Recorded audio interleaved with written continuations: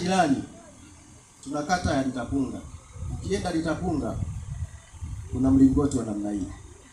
Lakini kuna kata jirani Katumba. Ukienda Katumba kuna mlingoti wa namna hii. Zaidi ya hapo kuna kata inaitwa Ugala ambako mimi ndiko nakoishi.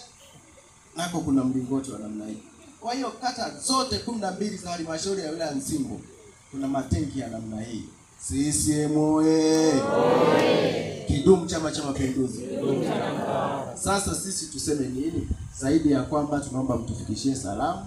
Kwa kweli mama yetu sisi tunampenda sana wana Nsimbo, mama yetu Daktari Samia, lakini pia mbunge wetu wala hata hamna shida. Tunajua mheshimiwa mbunge mmoja alisema inawezekana watatokea na shetani. Walishaanza.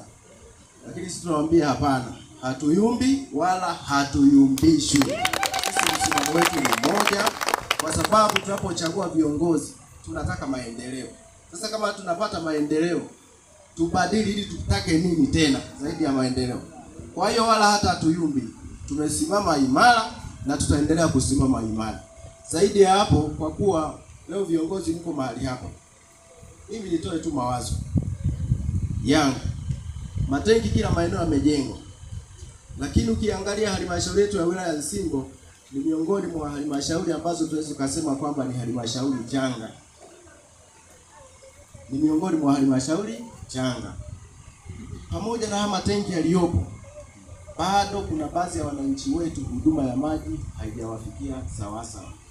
Maoni yangu na ushauri wangu, mjitahidi basi kuongeza fedha zije kwenye halmashauri yetu, ili haya matenki yaliyojengwa, na kwa kuwa wataalamu wetu wanatuambia kila wanapochimba kisima kinakuwa na uwezo mkubwa sana wa kutoa maji, basi mtandao wa mabomba upanuliwe ili wafikie na wananchi wengine zaidi walioko katika vijiji jirani.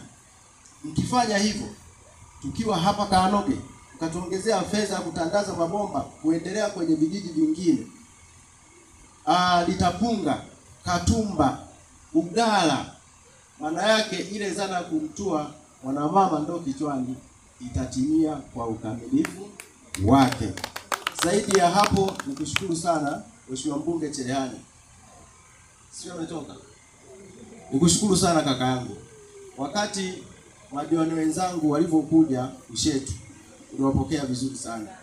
Kwa bahati mbaya mimi nilikuwa matibabu, lakini walileta taarifa na bibi yetu alileta taarifa, uliwapokea vizuri sana.